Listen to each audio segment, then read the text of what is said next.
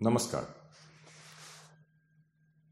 या भागामध्ये म्हणजे गेल्या 2 भागांमध्ये आपण जे विवेचन ऐकलं ते विज्ञान काल, आज आणि उद्या या प्रमुख भागातलं होतं आणि त्यातलाच आता हा शेवटचा भाग आपण आता ऐकणार आहोत. त्या भागामधले काही जे विवेचनाचे मुद्दे आहेत त्यातला पहिला आपण आता ऐकू, अनिश्चिततेचे तत्व. गोलंदाज क्रिकेटचा चेंडू पळत पळत येऊन टाकतो. तो नेमका कुठे टप्पा घेईल त्याचा अंदाज त्याला अनुभवातून आलेला असतो. निदान असावा अशी आपली अपेक्षा असते, नाही का? पण गोलंदाजाच्या हातून चेंडू सुटतो त्यावेळी त्याचे नेमके स्थान, तो कोणत्या दिशेने व कोणत्या वेगाने फेकला व त्याला फिरकी कशी दिली होती हे माहीत असले तर न्यूटनचे गतीचे नियम वापरून चेंडूचा पुढचा प्रवास कसा होईल, टप्पा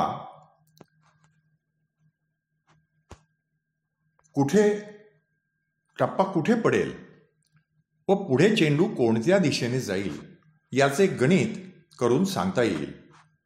जलदगती गोलंदाज अगदी प्रकाशतुल्य वेगाने गोलंदाजी करील तर सापेक्षतेचे नियम वापरावे लागतील, हे मात्र वेगळे. तोफेतून दागलेला गोळा, अगर विमानातून टाकलेला बॉम्ब, क्षेपणास्त्रे यांच्याविषयी असेच गणित शक्य आहे आणि केले जाते. थोडक्यात म्हणजे वस्तूची कोणत्याही एका क्षणीची नेमकी स्थिती व गती माहीत असेल तर पुढच्या कोणत्याही क्षणाची नेमकी स्थिती व गती विज्ञानाचे नियम वापरून काढता येईल असे न्यूटनचे तसेच सापेक्षतेचे विज्ञान सांगते. आता इलेक्ट्रॉन सारख्या एका कणाची नेमकी स्थिती आपल्याला ठरवायची आहे असे समजा. ती पाहण्यासाठी आपल्याला त्या कणावर प्रकाश टाकावा लागेल. त्या प्रकाशातल्या काही लहरींचे परावर्तन व विकिरण होऊन आपल्या डोळ्यात शिरेल व आपल्याला तो कण दिसेल. पण प्रकाशाची लहर ही जणू आपली मोजपट्टी आहे. आपल्या मोजपट्टीवर फक्त सेंटीमीटरच्याच रेघा कोरलेल्या असल्या तरी ती पट्टी वापरून 1 सेंटीमीटरपेक्षा कमी अंतर आपल्याला मोजता येणार नाही. म्हणजेच कापडाची लांबी 90 सेंटीमीटर व 91 सेंटीमीटर याच्यामध्ये आहे एवढेच आपल्याला सांगता येईल. यापेक्षा जास्त अचूकपणे आपण ती लांबी सांगू शकणार नाही. तितक्या प्रमाणात आपले लांबीचे मापन अनिश्चित असेल. त्याचप्रमाणे आपण जो प्रकाश टाकून त्या कणाचे स्थान निश्चित करण्याचा प्रयत्न करीत आहोत त्या प्रकाशाच्या लहर लांबीपेक्षा अधिक अचूकपणे आपण त्या कणाचे स्थान सांगू शकणार नाही. स्थान निश्चितीत अधिक अचूकपणे येण्यासाठी आपल्याला कमी लहर लांबीचा प्रकाश वापरायला पाहिजे. परंतु प्लँकच्या पुंज सिद्धांताला अनुसरून आपण वाटेल तितका कमी प्रकाश वापरूच शकत नाही. निदान एक तरी पुंज वापरायलाच पाहिजे. या पुंजातली ऊर्जा त्या कणाची गती आणि दिशाही बदलेल. कशी व किती ते सांगता येणार नाही. आपण वरच पाहिले की स्थाननिश्चिती अधिक अचूकपणे करण्यासाठी आपल्याला कमी लहर लांबीचा प्रकाश वापरला पाहिजे. परंतु कमी लहर लांबी म्हणजे अधिक वारंवारिता व म्हणूनच पुंजाची ऊर्जाही अधिक. अधिक ऊर्जेचा पुंज कणाची गती अधिक बदलेल.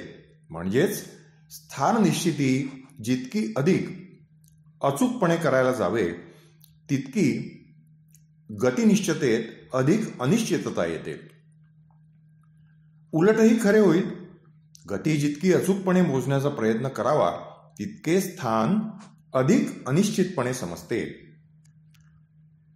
वर्नर हायझेनबर्ग या दुसऱ्या जर्मन शास्त्रज्ञाने 1926 मध्ये हा अनिश्चितता सिद्धांत मांडला. त्याने गणिताने सिद्ध केले की स्थितीतील अनिश्चितता गुणिले गतीतील अनिश्चितता गुणिले वस्तूचे वस्तुमान हा गुणाकार एका विशिष्ट आकड्यापेक्षा कमी असूच शकत नाही. वस्तुमान गुणिले गती या राशीला इंग्रजीत मोमेंटम म्हणतात. विश्वाचा एक गुणधर्म म्हणून हायझेनबर्गच्या अनिश्चिततेच्या तत्वाने किंवा हायझेनबर्ग्स अनसर्टनिटी प्रिन्सिपल लगेच स्थान मिळवले खरे, पण विज्ञान क्षेत्रात मात्र त्यामुळे खळबळ माजली. त्याचबरोबर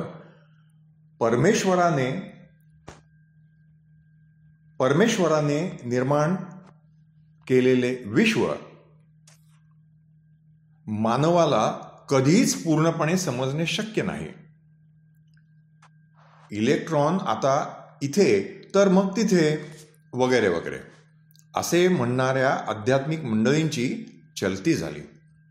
विज्ञानासंबंधी पुढे बोलण्यापूर्वी एका प्रश्नाचे उत्तर दिले पाहिजे, म्हणजे क्रिकेटचा चेंडू किंवा तोफेचा गोळा किंवा बॉम्ब किंवा क्षेपणास्त्र नेमके कुठे पडतील ते सांगता येणार नाही का? खरे आहे, नाही सांगता येणार. पण ही अनिश्चितता किती असेल हा प्रश्न साहजिकच मनात उभा राहतो. सिद्धांताचे गणित सांगते की 1 ग्रॅम वजनाच्या एका गोळीचे स्थान आपण 1000 मिलीमीटर इतक्या अचूकतेने मोजायला गेलो तर गोळीची गती सेकंदाला सुमारे दशसहस्त्र अब्जांश मिलीमीटर यापेक्षा जास्त अचूकपणे मोजता येणार नाही. चेंडू ते क्षेपणास्त्रे यांच्या आपल्या मर्त्य जगात आणि आकाशगंगा ते तारका विश्वांचे महासमूह यांच्या स्वर्गीय विश्वात स्थिती आणि गती मोजण्यात होणाऱ्या असल्या बारीक सारीक चुकांना काहीच महत्त्व नाही. परंतु अणुकेंद्रे, अणुकेंद्रांचे घटक आणि घटकांचे घटक आपण तुलनेसाठी पहा. इलेक्ट्रॉनचा व्यास सुमारे 6,000 अब्जांश मिलीमीटर असतो. तसेच विश्वाच्या आरंभकाळी बालविश्वाचे वय कथित महास्फोटानंतर 1 कोटी अब्जांश सेकंद असताना बरं का, तेव्हा तसेच विश्वाच्या आरंभकाळी अशा परिस्थितीत आपला संबंध इतक्या लहान आकारांशी असतो की अनिश्चितता तत्वाचा उपयोग महत्त्वाचा होऊन बसतो.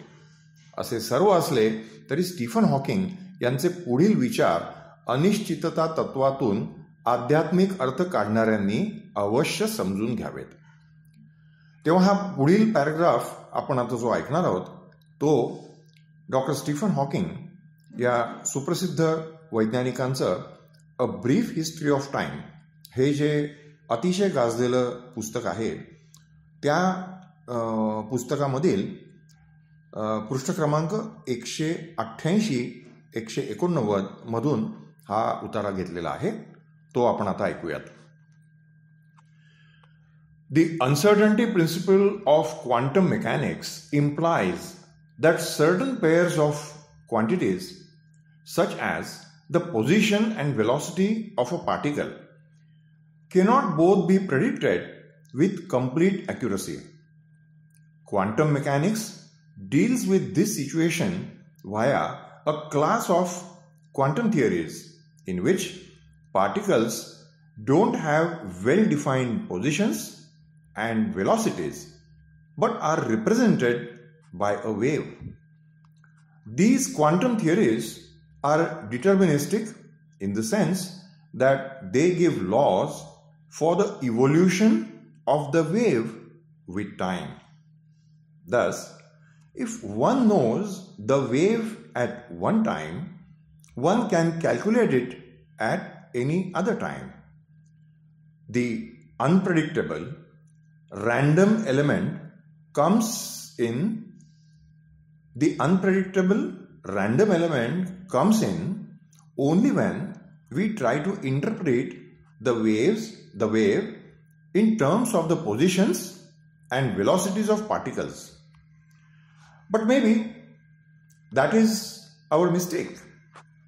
Maybe there are no particle positions and velocities, but only waves. It is just that we try to fit the waves to our preconceived ideas of positions and velocities. The resulting mismatch is the cause of the apparent unpredictability. तर हा होता परिच्छेद ज्याचा संदर्भ घेतलेला आहे doctor Stephen Hawking यांच्या a brief history of time या पुस्तकामधून. आता पुंज यांत्रिकीच्या अनिश्चितता तत्वान्वये कणाचे स्थान आणि गती अशासारख्या काही जोड्यांचे पूर्णतया अचूक भाकीत वर्तवता येत नाही. नवे पुंज सिद्धांत मांडून पुंज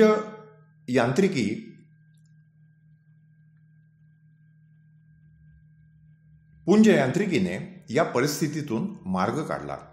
या सिद्धांताला कणाला विशिष्ट स्थान आणि गती नसते, तर कण हा एक लहर असतो. या सिद्धांतात कणाला विशिष्ट स्थान व गती नसते, तर कण हा एक लहर असतो. हे पुंज सिद्धांत नियतिवादीच असतात, पण ते या अर्थी की काळाबरोबर या लहरीची उत्क्रांती कसकशी होत जाईल या विषयीचे नियम त्यातून सांगितलेले असतात. म्हणजेच कोणत्याही एका क्षणीची लहरीची स्थिती माहीत असेल तर कोणत्याही दुसऱ्या क्षणासाठी तिचा हिशेब करता येईल. आपण त्या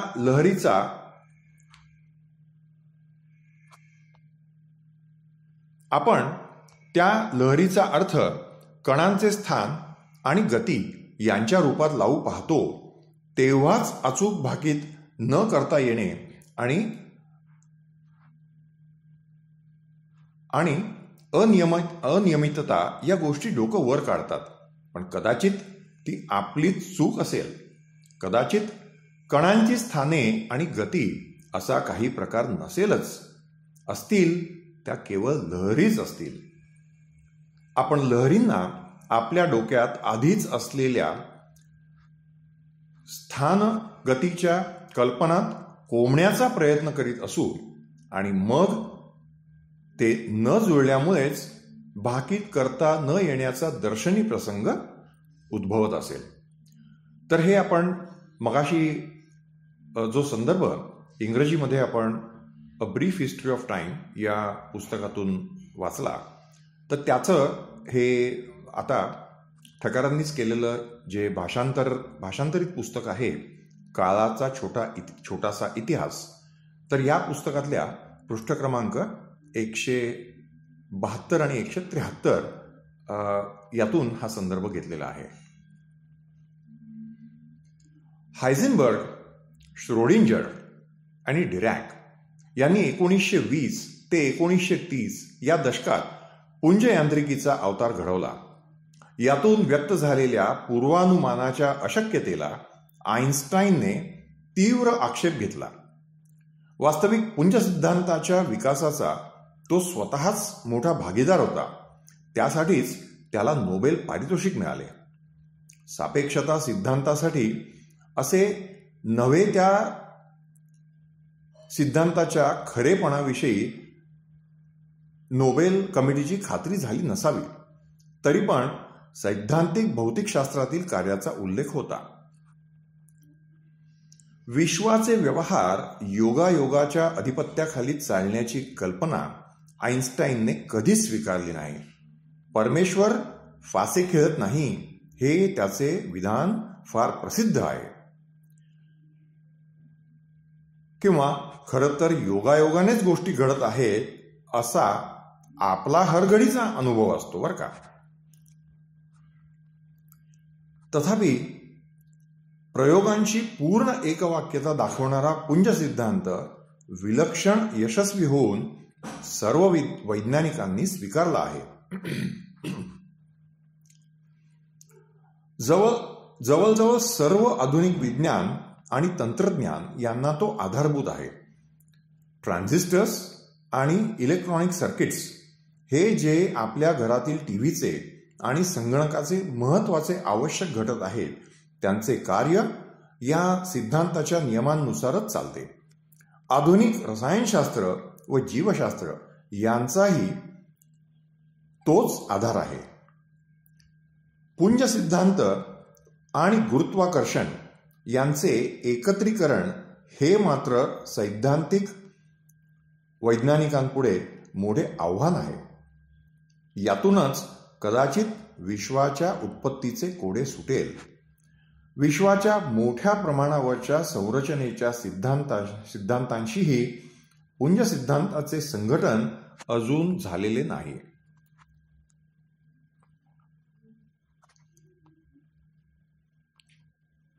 आता आपण कण की लहर याविषयीचं विवेचन आपण आता ऐकूयात. 2 फटींचा प्रयोग या नावाने एक प्रयोग प्रसिद्ध आहे. या प्रयोगाच्या निष्कर्षाचा विचार करताना वर एका परिच्छेदात हॉकिंग यांनी व्यक्त केलेली मते डोळ्यापुढे ठेवणे उचित होईल. 2 समांतर फटी असलेल्या फळीच्या एका बाजूला एकरंगी म्हणजे एकाच लहर लांबीचा प्रकाश स्रोत ठेवला आहे. दुसऱ्या बाजूला एक पडदा आहे. स्रोतातून निघालेला काही प्रकाश दोन्ही फटीतून पलीकडच्या पडद्यावर पोचेल. पडद्यावरच्या एका बिंदूचा विचार करा. तिथे दोन्ही फटीतून येणारा प्रकाश पोचतो आहे, पण या 2 मार्गात प्रकाशाने साधारणपणे वेगवेगळी अंतरे काढलेली असणार. अर्थातच एका मार्गाने पडद्यावर पोचताना प्रकाश लहरीचा उच्चतम भाग असेल, तर दुसऱ्या मार्गातून पोचताना नीचतम भागही असू शकेल. असे झाले तर दोन्ही लहरी एकमेकींचा नाश करतील, परंतु दोन्ही लहरींचे उच्चतम वा नीचतम भाग एकत्र आले तर लहरी एकमेकीत भर घालतील. अर्थातच पडद्यावर प्रकाश अंधाराचे पट्टे तयार होतील. अन्य काही प्रयोगशाळेत असे पट्टे अनेकांनी पाहिले असतील. विशेष गोष्ट अशी की प्रकाश स्रोताऐवजी इलेक्ट्रॉन सारख्या विशिष्ट वेगाने जाणाऱ्या कणांचा स्रोत ठेवला तरी पडद्यावर असेच पट्टे मिळतात. एकच फट असली तर पट्टे मिळत नाहीत. पडद्यावर इलेक्ट्रॉन एकसारखे पसरतात. दुसरी फट उघडली की तिच्यातून जाणारे इलेक्ट्रॉनही असेच पसरतील अशी कुणीही अपेक्षा करील, पण तसे न होता प्रत्यक्षात पट्टेच मिळतात. एका वेळी एकच इलेक्ट्रॉन सोडला तर एखाद्याला वाटेल की प्रत्येक इलेक्ट्रॉन या अगर त्या फटीतून जाईल आणि शेवटी पडद्यावर सगळे एकसारखे पसरलेले दिसतील, पण तसं होत नाही. एका वेळी एकच इलेक्ट्रॉन सोडला तरी पट्टे तयार होतात. म्हणजे प्रत्येक इलेक्ट्रॉन एकाच वेळी दोन्ही फटीतून जात असला पाहिजे. थोडक्यात काय, पुंज सिद्धांत सांगतो त्याप्रमाणे कण व लहर मिळून एक पुंज स्थिती असली पाहिजे. आता नेहमीप्रमाणे एक प्रश्न, इलेक्ट्रॉनवर प्रयोग करता येत नाहीत असे म्हणण्यात काय अर्थ आहे, नाही का? असो, आता आपण अणूंची रचना या विषयीचं विवेचन ऐकू. समोरच्या वस्तूचे लहान सहान भाग करीत गेले तर वाटेल तेवढे लहान करता येतील की कुठेतरी थांबावे लागेल? हा कुतूहलाचा प्रश्न पुराण काळापासून माणसाला पडणे साहजिकच होते. पहिल्या व दुसऱ्या दोन्ही मतांचे पुरस्कर्ते तत्वज्ञ होते. त्यांच्या मतांना कोणताही भौतिक पुरावा नव्हता. त्या केवळ त्यांच्या कल्पना होत्या. पदार्थाचा लहानात लहान भाग म्हणजे कण असे प्रतिपादन आपल्याकडे कणाद मुनींनी केले. तसेच मत काही ग्रीक तत्वज्ञांचे होते. त्यांनी कणाला ॲटम हे नाव दिले. ग्रीक भाषेत ॲटम म्हणजे अभेद्य.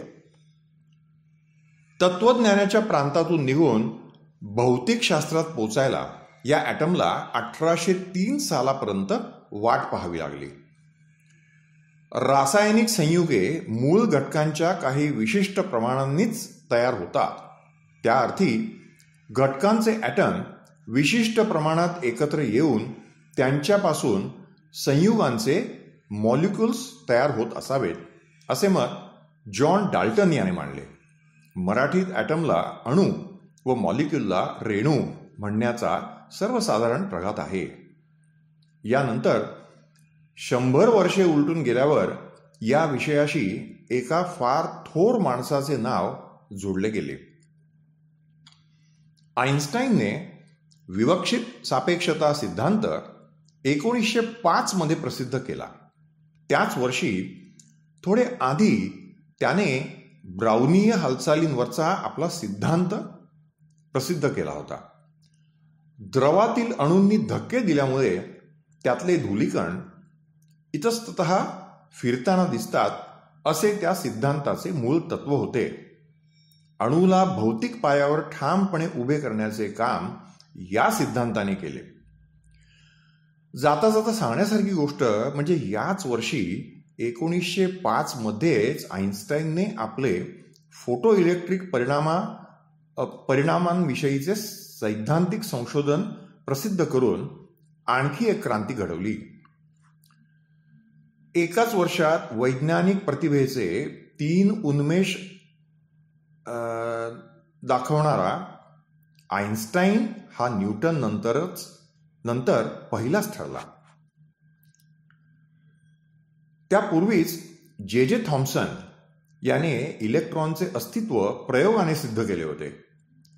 अर्नेस्ट रुदरफोर्डने 1911 मध्ये प्रयोगाने सिद्ध केले की अणूचे घन विद्युतधारक केंद्रक असते व त्याभोवती ऋण विद्युतधारी इलेक्ट्रॉन फिरत असतात. ग्रह गुरुत्वाकर्षणामुळे सूर्याभोवती फिरतात, तसे घन व ऋण विद्युत यातील आकर्षणामुळे इलेक्ट्रॉन केंद्राभोवती फिरत राहतात.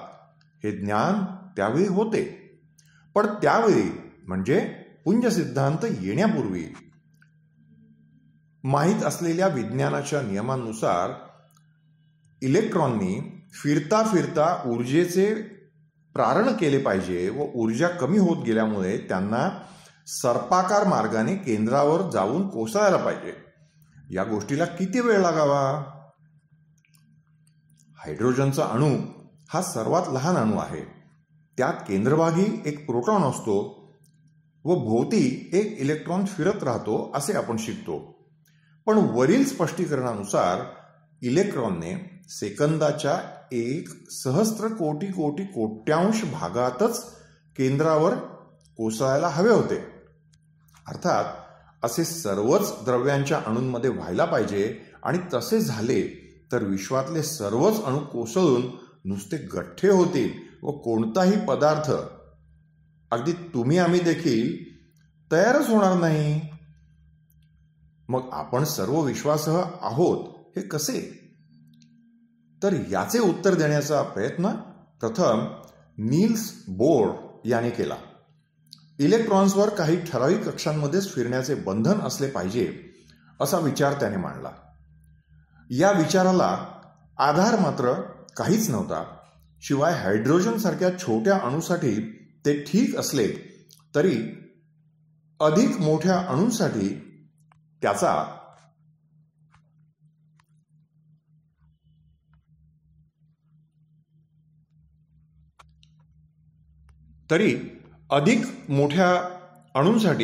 त्याचा उपयोग कठीणच होता.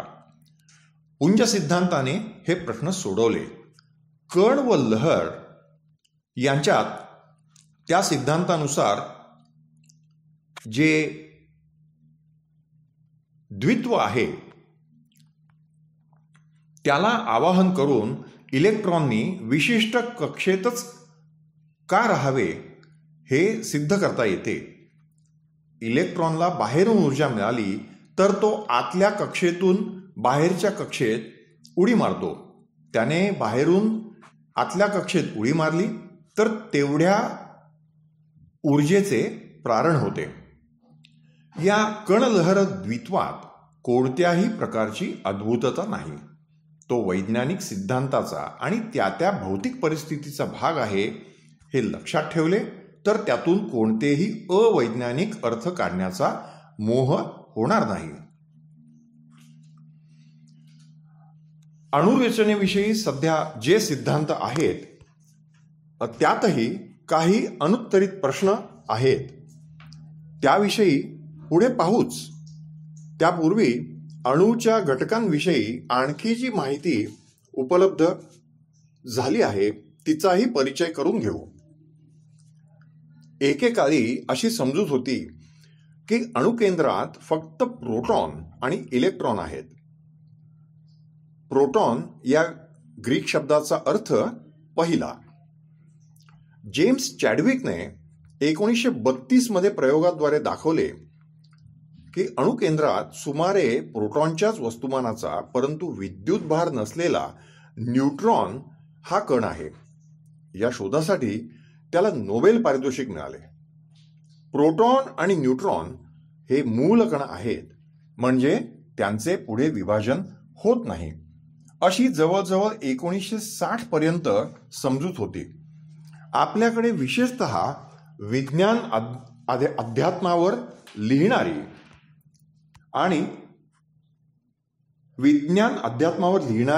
काही मंडळी अजूनही त्याच भ्रमात आहे असे दिसते. कणत्वरकामध्ये प्रोटॉन इलेक्ट्रॉन यांच्या टकरीतून मरे गेलमन याने सिद्ध केले की प्रोटॉन 3 लहान कणांनी बनलेला असतो. त्यांना क्वार्क हे नाव देण्यात आले. क्वार्क सुद्धा 6 प्रकारचे असतात. क्वार्क हेच बहुतेक अखेरीचे मूलकण असावेत ज्यांपासून बांधकामे करीत आपल्यासह सर्व विश्व घडले आहे असे समजायला जागा आहे. म्हणजे अजून पूर्ण खात्री नाही. त्याचबरोबर हेही सांगायला पाहिजे की प्रत्येक कणाला एक प्रतिकण असतो. इलेक्ट्रॉनचा प्रतिकण प्रति इलेक्ट्रॉन किंवा पॉझिट्रॉन. वस्तुमान तेच पण विद्युतभार घन. पॉल डिरॅक याने 1932 मध्ये शोधला. कण आणि प्रतिकण एकत्र आले की एकमेकांना नष्ट करतात व फक्त ऊर्जा शिल्लक उरते. किती ते आइन्स्टाईनच्या ऊर्जा समीकरणावरून कळते. आता नेहमीप्रमाणे एक प्रश्न. कणाबरोबरच प्रतिकणाला अध्यात्मात जागा आहे का? प्रतिकणांचे मिळून प्रतिपदार्थ तयार होतात. आपल्याशी गळाभेट घडली तर दोघेही तत्क्षणी संपवून आइन्स्टाईन प्रणीत दिव्य प्रकाशात कायमचे लखलखत राहू. विश्वात प्रतिपदार्थ कितपत आहे? दूरची तारकाविश्वे आपल्या परिचयाच्या पदार्थाची बनलेली आहेत की प्रतिपदार्थाची ते समजणे कठीण आहे. प्रयोगशाळेत मात्र काही प्रतिकण बनवून काही काळ टिकवून धरता आलेले आहेत. आपली आकाशगंगा काय किंवा दुसरे एखादे तारकाविश्व काय यांच्यात पदार्थ व प्रतिपदार्थ दोन्हीही असते तर नक्कीच दोन्हींच्या मधल्या सीमेवर दोन्हीच्या नाशातून जन्मलेला प्रचंड लखलखाट दिसला असता. एकंदरीत विश्व पुष्कळसे पदार्थानेच भरलेले असावे, प्रतिपदार्थ फारच कमी असावा. पण असे तरी का असावे बरं? त्याचे एक कारण देण्यात येते की विज्ञानाचे नियम कण व प्रतिकण यासाठी एकच नाहीत. अणूच्या रचनेविषयी वरचा कदाचित किंचित क्लिष्ट वाटला असेल असा धावता परंतु महत्त्वाच्या मुद्द्यांच्या दृष्टीने शक्यतो परिपूर्ण आढावा घेण्यामागे दोन उद्देश आहेत. या पुढच्या काही परिच्छेदातून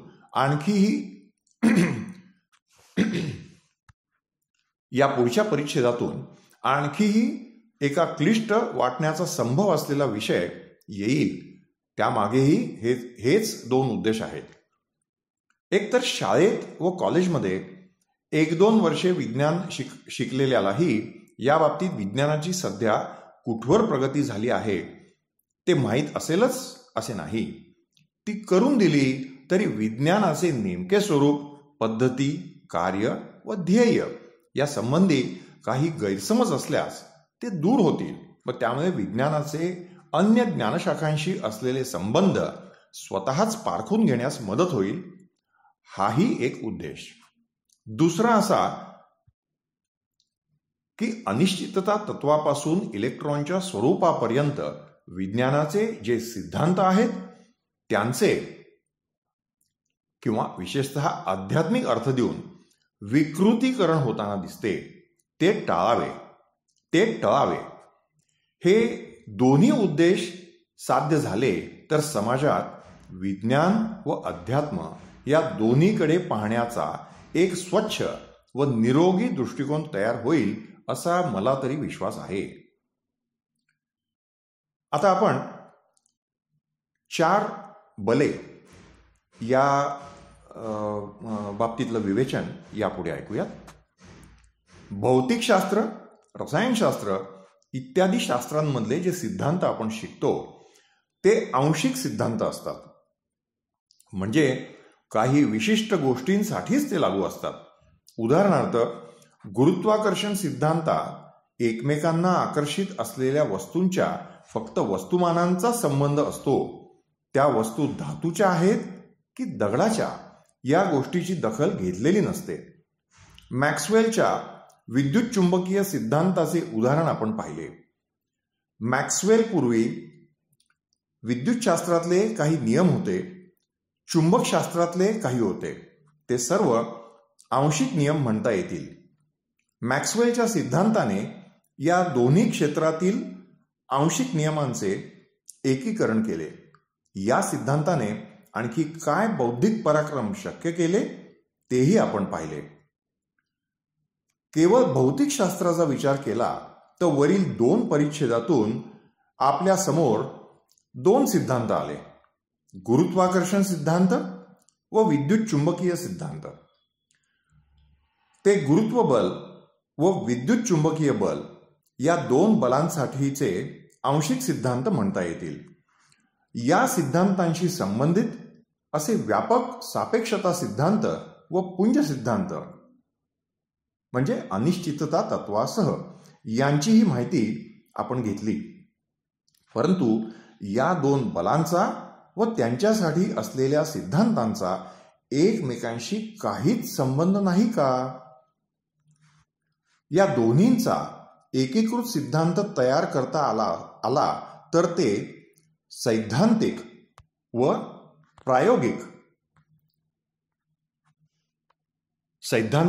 प्रायोगिक दोन्ही दृष्टीने मोठेच कार्य होईल असेच कुणालाही वाटेल.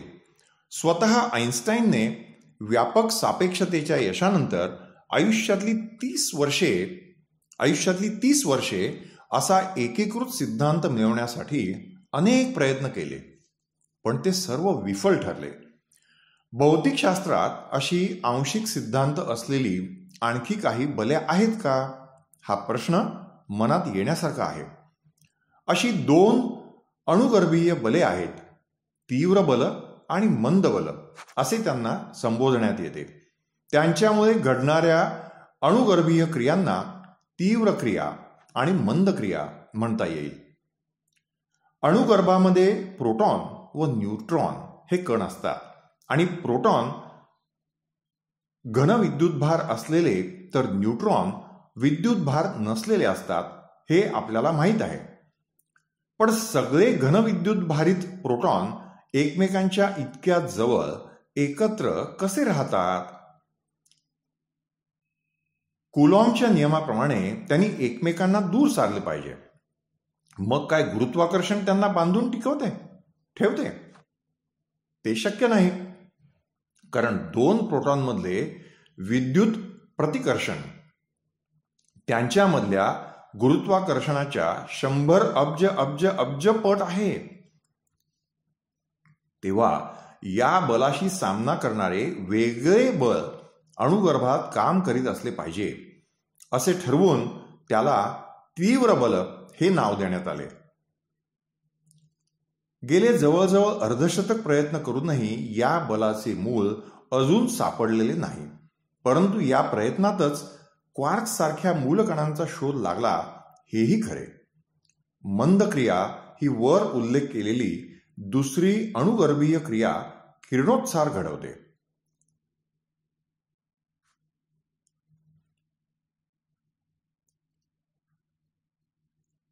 अब्दुस सलाम व स्टीव्हन वाइनबर्ग यांनी मंद बलाचे विद्युत चुंबकीय बलाशी एकीकरण असल्याचे सिद्ध केले. त्यांच्याखेरीज इतर दोघा शास्त्रज्ञांनी हे सिद्ध केले. सिद्धांताच्या काही निष्कर्षाची पडताळणीही झाली. त्या चौघांना मिळून 1979चे नोबेल मिळाले. परंतु मंदबलाचे मूळ काय तेही माहीत नाही. मंद क्रियेशी संबंधित असे काही कण आहेत. त्यापैकी एकाला त्या संबंधीच्या सैद्धांतिक कार्यासाठी म्हणून आपले भारतीय शास्त्रज्ञ सत्येंद्रनाथ बोस यांच्या गौरवार्थ बोसॉन असे नाव देण्यात आले आहे. पुंज सिद्धांतातला आवश्यक अशी सांख्यिकी किंवा स्टॅटिस्टिक्सची एक शाखा सत्येंद्रनाथांनीच विकसित केली होती. तिच्यात पुढे आइन्स्टाईनने काम केले. ती शाखा बोस आइन्स्टाईन स्टॅटिस्टिक्स या नावाने प्रसिद्ध आहे. हायड्रोजनच्या 4 अणुगर्भांचे सम्मिलन किंवा फ्युजन घडवून हेलियमचा अणू तयार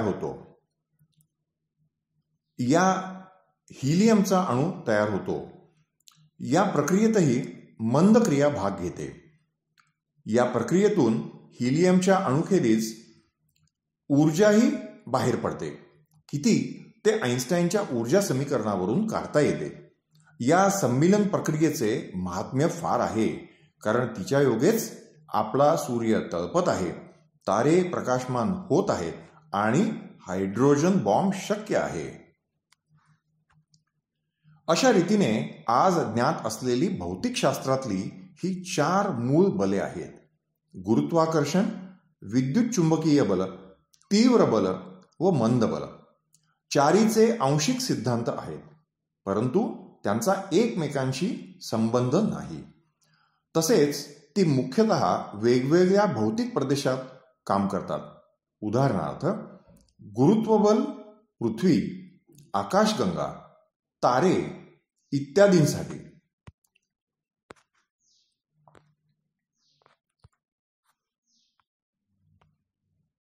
तर तीव्र आणि मंद बले अणुसंदर्भात. पण या 2 प्रदेशात काही कोणी भिंती घालून ठेवलेल्या नाहीत. विश्व सलगच आहे. त्यामुळे ही 4ही बले एकाच महाबलाची रूपे आहेत असे सिद्ध करून एक पूर्ण एकीकृत सिद्धांत तयार करता आला तर भौतिकशास्त्राचा तो मोठा विजय ठरेल. किंबहुना तेच आजच्या भौतिकशास्त्रज्ञांचे स्वप्न आहे. यापैकी विद्युत चुंबकीय बल व मंद बल यांच्या एकीकरणाविषयी आपण वर पाहिले. त्यामुळे आशा पल्लवित होऊन शास्त्रज्ञांनी या 2 बलांसह तीव्र बलही घेऊन एकीकृत सिद्धांत बनवण्याचे प्रयत्न केले आहेत. गुरुत्वाकर्षणाचाही त्यात अंतर्भाव होऊ शकल्यास वर उल्लेखलेले स्वप्न साकार होईल. सध्या तरी ते किती दुरापास्त आहे त्याची जाणीव हेच भौतिकशास्त्राचे यश आहे. पहिली पायरी म्हणून सध्या गुरुत्वाकर्षण व पुंज सिद्धांत यांची सांगड घालण्याचे प्रयत्न सुरू आहेत. या सर्व प्रयत्नांचा एक भाग म्हणून तंतु सिद्धांत उदयास आला. तर आता आपण ह्या शेवटच्या भागाच्या अखेरीस तंतु सिद्धांत याविषयीचं विवेचन ऐकूयात.